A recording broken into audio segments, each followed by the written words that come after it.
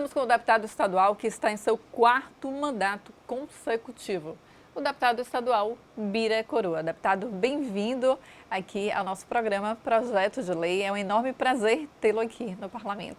Prazer é nosso, Fernanda, de estar mais uma vez aqui na TV Alba, debatendo e discutindo ações do nosso mandato e especialmente no programa que você conduz e conduz muito bem. Deputado, o senhor retornou para casa agora em janeiro. Ficou um período de 2 anos fora do parlamento, que eu digo em atividade, mas dentro do parlamento, na superintendência.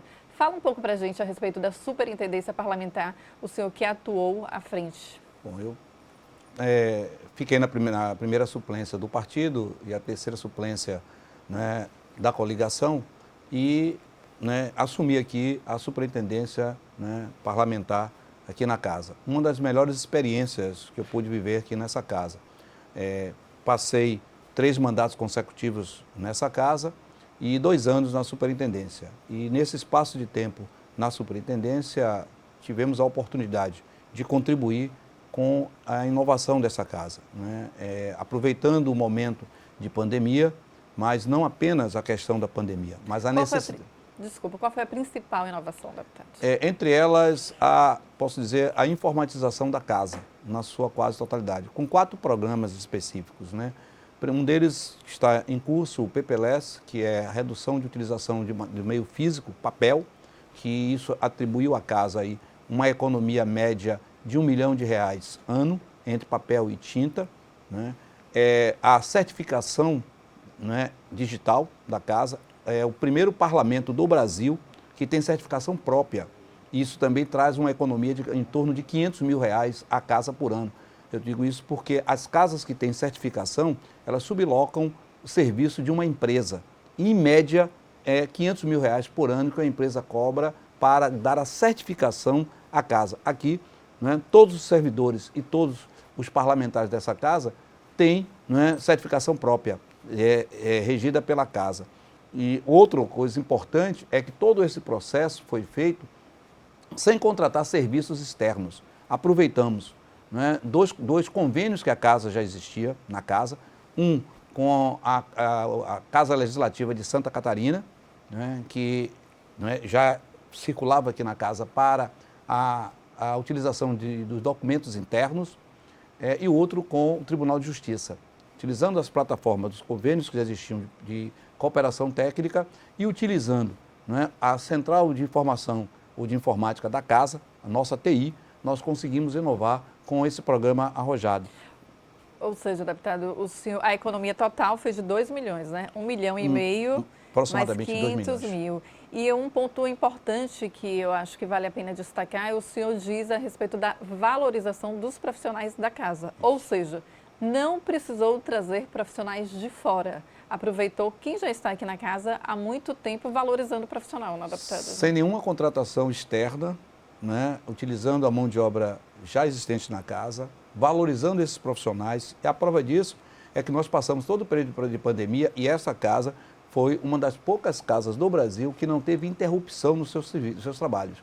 Apesar de estarmos à distância, mas a casa funcionou com todos os processos de votação, com todas as ações, as comissões se reunindo, as matérias sendo acompanhadas e processadas exatamente porque conseguimos avançar nesse processo. Então, são ações importantes e o reconhecimento também de que a gente tem uma mão de obra muito bem qualificada, que eu aproveito para agradecer a todos os servidores dessa casa, pela disposição, pelo compromisso e, por que não dizer, pela cumplicidade para o funcionamento, o bom funcionamento do nosso parlamento.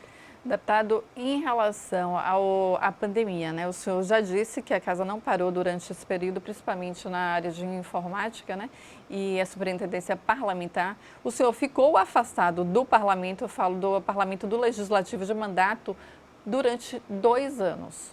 Como foi essa aproximação do senhor com a sua base? O senhor conseguiu dar atenção à sua base durante esse período, já que o senhor retornou aqui para casa agora em janeiro? Esse é outro aspecto importante, porque estando aqui na superintendência, eu continuei no centro do processo. né? Talvez se eu não estivesse nessa função, mesmo que eu estivesse em uma outra função, até mesmo um cargo, né, no Estado, eu não teria condição de dar a atenção à base como eu consegui dar aqui no Parlamento. Até porque, né, a estrutura da casa, né, a relação com os setores organizados da sociedade, a relação com as nossas lideranças, ela, né, se manteve, né, e eu posso dizer que isso nos ajudou a não ter perda, né, de base, isso é importante colocar, né. Dificuldades todos nós atravessamos, o ano de pandemia não tem sido um ano fácil, o distanciamento social, né, todos os protocolos mínimos necessários para combater o Covid nos distanciou um pouco daquilo que a gente tem a expertise de fazer na política, que é a relação corpo a corpo, que é na visita, que é no dia a dia, que é no abraço, né, que é no acompanhamento das atividades nas bases. Isso, né, nós tivemos uma pequena interrupção, mas posso dizer, a superintendência nos ajudou muito a gente manter dentro da linha do possível essas relações. Deputado, como foi retornar ao parlamento de forma gradativa, né? Eu estou dizendo em relação à pandemia. O retorno está sendo de forma gradativa, essas comissões ainda de forma virtual, não todas presenciais. Como é que está sendo, deputado? Olha só, ainda no início um processo adaptativo, mesmo com as mudanças que nós conseguimos implementar na casa para todos os parlamentares, como também para todos nós servidores, né, inclusive vocês da comunicação, foi um processo de adaptação, né, posso dizer, de aprendizagem para todos nós, né? Acho que a palavra mais aplicada é aprendizagem. Eu acho que a pandemia nos deixou um legado importante de conhecimento e de necessidade de inovar, de necessidade de estar buscando, né, novas ferramentas, novas tecnologias, e muitas coisas chegaram para ficar, né? A questão é muito clara, né? Aí é que, por mais que a gente consiga restabelecer nessa casa, né, as atividades normais, vamos chamar assim, ou rotineiras, né, a gente não vai poder abrir mão de algumas ferramentas que nos foram muito importantes para enfrentarmos o processo de pandemia e permitir o bom funcionamento do parlamento. E durante a pandemia votaram-se projetos aqui na casa. Já que a gente está falando de projetos, eu quero falar a respeito dos projetos do senhor. O senhor fez uma indicação em relação ao Corpo de Bombeiros na região de Irecê. Me tira uma dúvida, deputado. O Corpo de Bombeiros, ele é instalado a partir que o município tenha 80 mil habitantes, né? A indicação do senhor diz o quê? Porque a Irecê é um município que tem aproximadamente 82 mil habitantes. Onde ficaria instalado este Corpo de Bombeiros e como é que o senhor defende isso, já que Irecê tem 80 mil habitantes? Bom, normalmente, o Corpo Bombeiro é em torno de 100 mil habitantes olhando o município. Nós não estamos apresentando um projeto para o município. Estamos apresentando um projeto para uma região que ultrapassa esse limite mínimo, porque a região de Irecê hoje comporta em torno de 400 mil, né, habitantes. Então, a gente está pegando um processo para atender 20 municípios daquela região. E o aspecto fundamental é a necessidade, né, de um corpo de bombeiro. Esse ano, mesmo com a questão da pandemia, estamos enfrentando na Bahia um processo constante de incêndios, principalmente incêndios florestais, além, né, do crescimento de incêndios que ocorreu no contexto domiciliar e de pequenos e médios empreendimentos, principalmente no comércio. Salvador é um exemplo muito claro disso. Nós tivemos aqui recentemente várias, né, ocorrências com a necessidade da ação do Corpo de Bombeiro. E naquela região, né, a unidade do Corpo de Bombeiro mais próximo está a 260 quilômetros da região, está em Ceabra. Então dá para a gente perceber a dificuldade que tem de você fazer um atendimento imediato para combater um incêndio ou para um resgate, porque o Corpo de Bombeiro não é só para o incêndio, né? É um aparato vamos chamar da Polícia Militar, hoje, né, dissociado com independência, mas é o Corpo de Bombeiro Militar, é uma estrutura preparada para atender ao combate ao incêndio, preparar a prevenição de incêndio, né, e também ao resgate, né? E mais importante ainda, para implantação de qualquer empreendimento, precisa de um laudo técnico do Corpo de Bombeiro. Lembrem-se daquele caso vamos chamar, casa de eventos ou danceteria, ou boate, que pegou fogo, e, consequentemente, o que se viu é que os laudos periciais do Corpo de Bombeiros estavam vencidos. E hoje há uma exigência muito grande para isso. Então, há necessidade de se fazer um processo preventivo e que o Corpo de Bombeiro é quem está qualificado para fazer esse acompanhamento. E aí justifica a região. A região de Irecê é uma das regiões que mais cresce no nosso estado. Como um grande centro, Irecê hoje é uma metrópole. Irecê é um polo, eu sou de um lá, polo. eu digo que ele é uma um metrópole. Polo, né? E o entorno também tem crescido com empreendimentos do agronegócio, com empreendimento do agricultura familiar, porque hoje o beneficiamento de produtos da agricultura familiar naquela região tem sido intenso, como mel, como a produção de temperos, entre outros que a gente poderia ter, conservas, etc., a indústria de frutas, o beneficiamento de frutas naquela região tem crescido muito. Isso exige também todo um acompanhamento do Corpo de Bombeiro, preventivamente, o comércio e a instalação de indústrias, e médias e pequenas indústrias. Isso, além do crescimento populacional. E isso requer um acompanhamento mais preciso do Corpo de Bombeiro, tanto na ação preventiva, que eu já citei, quanto também numa ação emergencial para um sinistro qualquer. Deputado, desculpa, me explique a diferença de uma indicação para um projeto de lei, para quem está nos assistindo. Isso que o senhor fez foi uma indicação, não é isso? Do Corpo de Bombeiro, sim. Explica para a gente a diferença. Eu sei, mas o telespectador aprender, né? Indicação é quando não é do poder do Legislativo para executar, é do Executivo. Então, nós podemos fazer uma indicação ao Executivo para que ele possa realizar. Então, aí é uma indicação.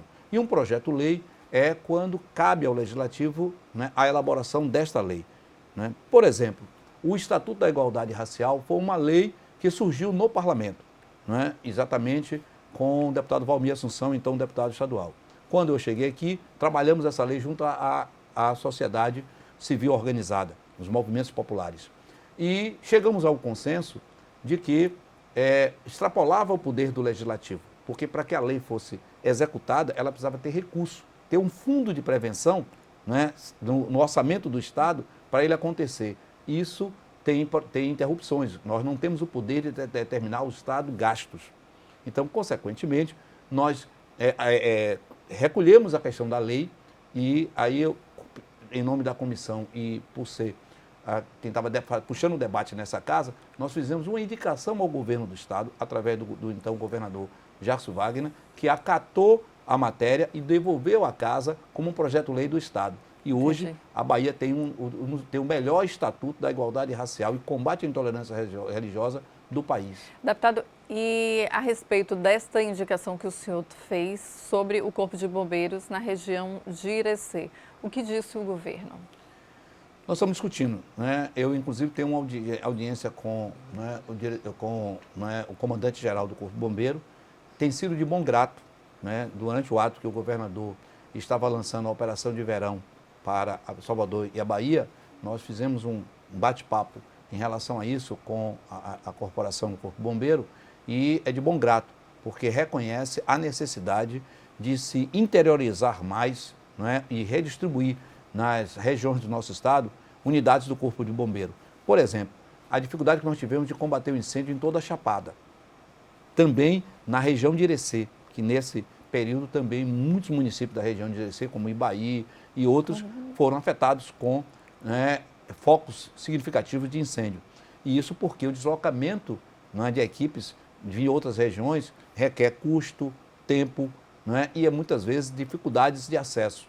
Então, por isso, está sendo de bom aceito esse debate, essa discussão, e eu acho que não há dificuldades do governo incorporar como uma ação necessária para a execução. Deputado, outra indicação do senhor foi em relação ao nome da rodoviária que está sendo construída aqui em Salvador. Em homenagem, o senhor sugeriu colocar o nome de Milton Santos, o nosso escritor baiano, conhecido por aquele livro Por uma Nova Globalização, um livro que eu já li, um livro excelente, mas a gente vai falar após o intervalo. Tudo ok, bem. deputado? Tá ok. A gente volta já já.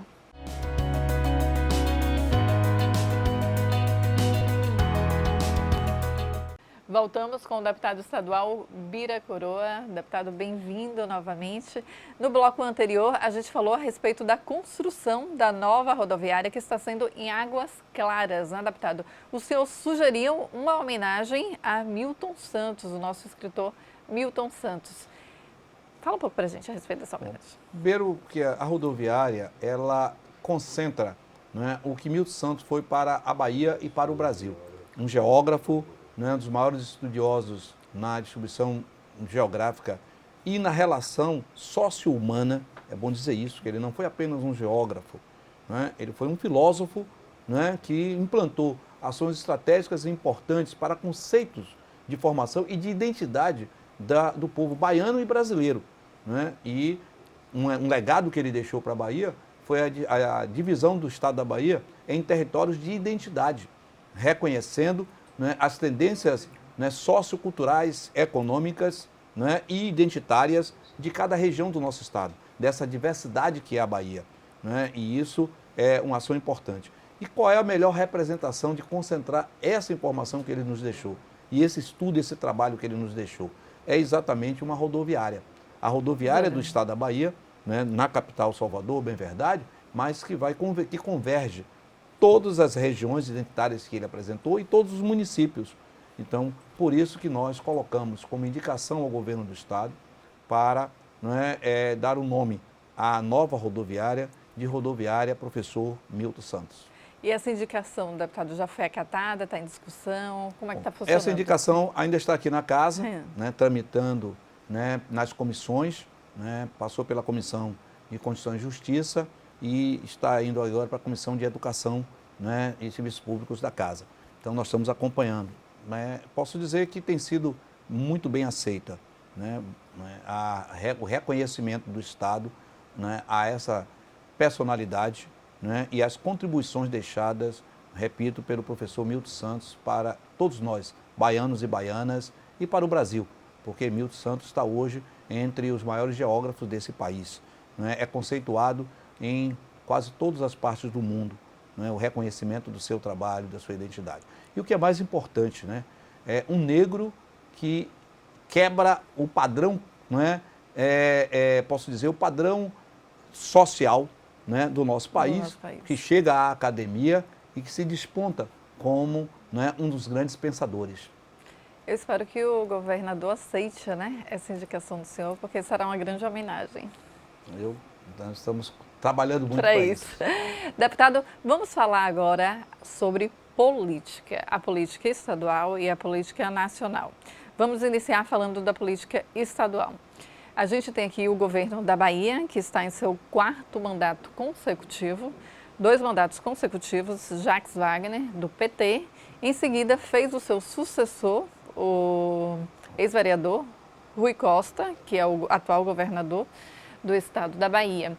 E desse âmbito, nós temos 3 pilares, né, que eu sempre falo aqui com os deputados, que é o PT, o PSD e o PP.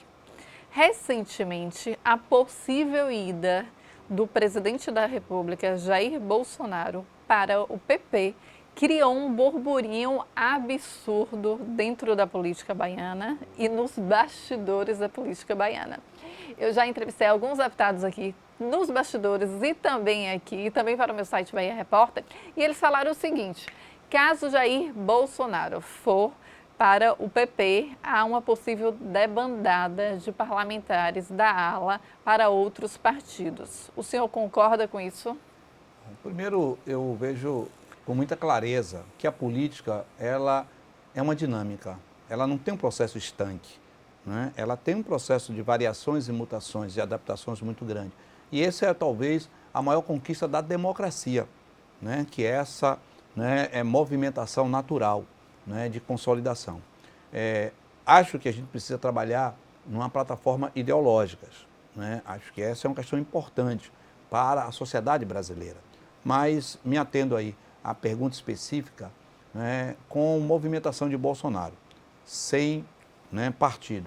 E nessa movimentação da dança de cadeiras que ele tem feito lá em Brasília. Há 2 anos, né? já Há 2 anos partido, que ele faz, né, uma brincadeira, né, que é o único país no mundo, que tem um governo que durante 2 anos não tem identidade com uma plataforma política. Isso é uma aberração. Né? Isso é uma aberração. E segundo bastidores, deputado, ele só vai ter que se filiar porque é necessário para tentar a reeleição, né? Exatamente. Não sei se eu sou correta. Ferindo, inclusive, todo um princípio né, eleitoral, né, da legislação eleitoral. Mas vamos lá.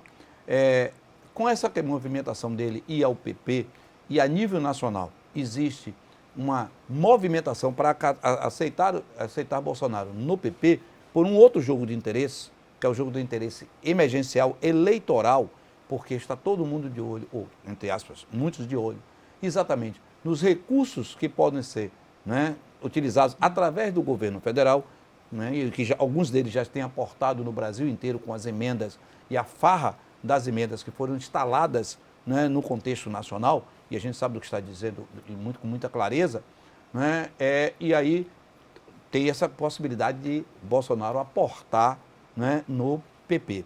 Na Bahia, né, é um dos estados que tem uma particularidade. O PP, como muito bem você colocou, é um dos pilares da transformação que vem se sofrendo a Bahia.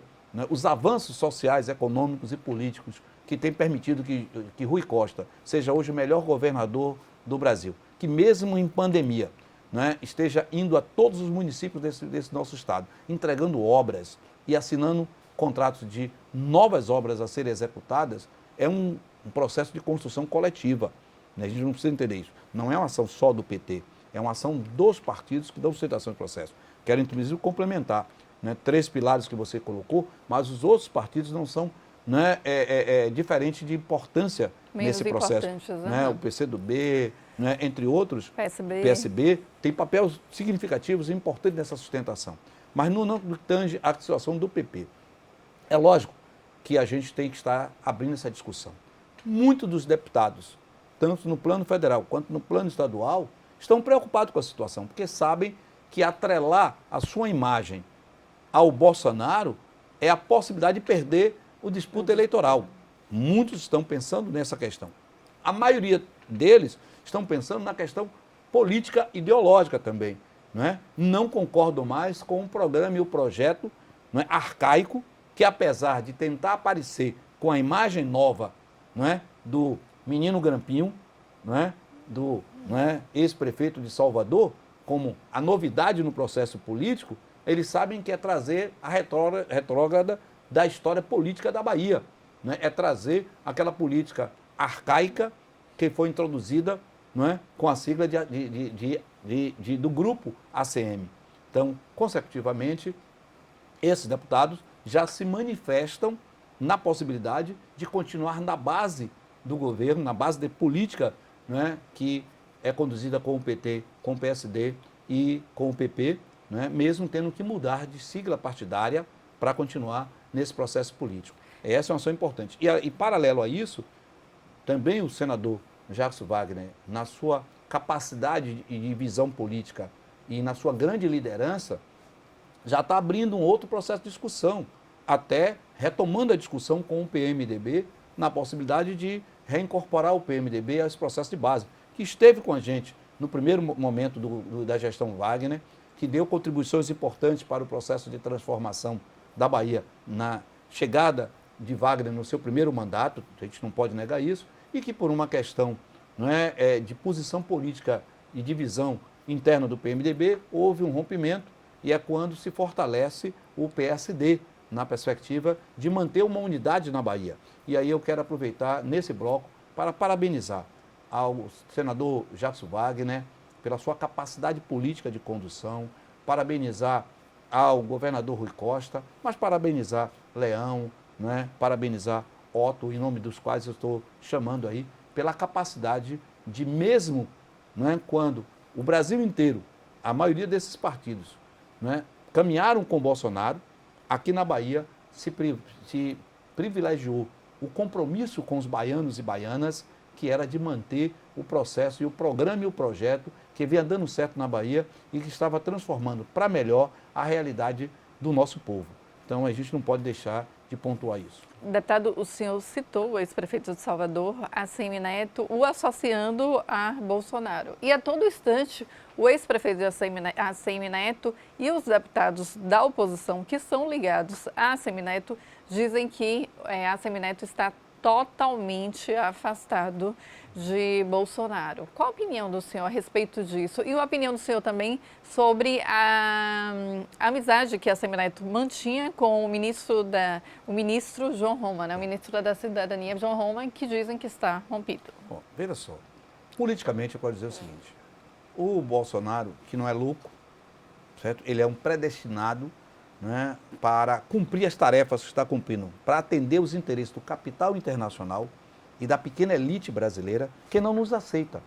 Não aceita que meninos oriundos da periferia das nossas cidades, negros como eu, filhos de domésticas, de lavradores, né, ou de motoristas, entre outros, né, segmentos da sociedade, possam estar nas universidades públicas desse país. Que não aceita que trabalhador comum possa estar num aeroporto embarcando na mesma aeronave que eles embarcam. Porque não nos aceita entrar numa instituição bancária com direito e acesso a uma conta bancária. Então, é bom que a gente possa dizer isso, né? Essa elite, né, para se automanter no controle do poder, dentro de uma visão extremamente fascista, né, se juntou para destruir o patrimônio nacional. A quebradeira das empresas do Brasil está atribuindo hoje ao desemprego que tem sido só crescente após o golpe sofrido por Dilma.